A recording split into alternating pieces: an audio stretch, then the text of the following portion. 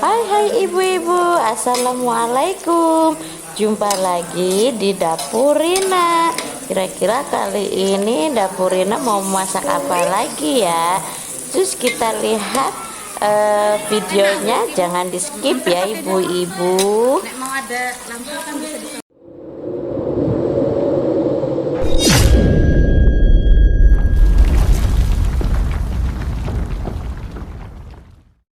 Pertama-tama kita siapkan bahan dulu. Ada cabai merah, bawang merah, bawang putih, tomat, cabai galak, cabai hijau. Nanti bahan-bahan ini semuanya akan kita iris-iris ya. Dan ikan keranjang, ikan pindang keranjang. Ikan yang sudah kita cuci bersih dan buang kotorannya, buang pahit-pahitnya, kita goreng ya. Semuanya itu saya siapkan sekitar 4 keranjang ikan pindang. Saya sedang mau masak lagi buat teman-teman di kelas saya di BLK. Ini terakhir kalinya ya, karena besok sudah pelatihannya sudah selesai. Semoga teman-teman pada suka masakannya dapur Rina. Jika sudah kuning kecoklatan seperti ini, ikan siap diangkat dan ditiriskan ya ibu-ibu. Nah ini ikannya sudah semuanya saya goreng, ditiriskan dulu ya. Masih menggunakan minyak yang tadi bekas menggoreng ikan, tidak apa-apa, kita pakai lagi. Di sini saya akan menumis bawang merah terlebih dahulu. Tunggu sampai dia layu ya ibu-ibu. Setelah layu kita tumis juga bawang putihnya ya ibu-ibu.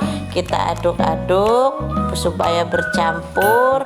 Tunggu sampai mereka ini mengeluarkan harum wangi yang sedap.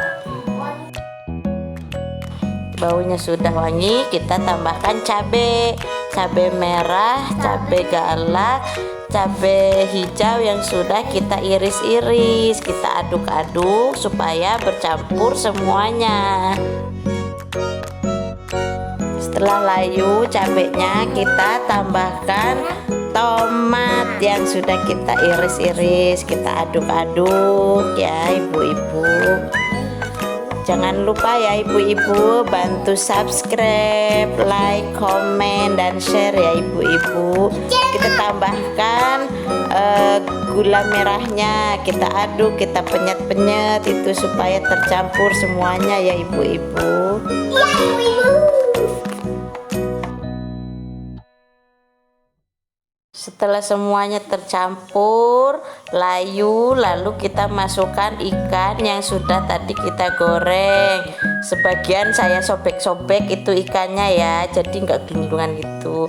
Untuk lebih banyak bisa juga disuwir-suwir, dibuang durinya sekalian, itu malah lebih baik. Jadi nanti kalau makan tinggal dimakan aja, udah nggak usah khawatir tentang durinya.